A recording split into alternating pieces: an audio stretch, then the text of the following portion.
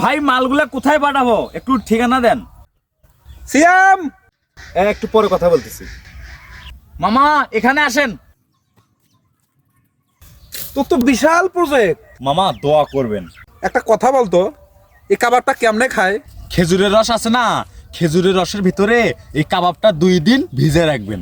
তারপর কি করব? এটা ভিজে রাখার পরে যখন চোপচোপা হবে তখন একটু করে তুলবেন আর খাবেন।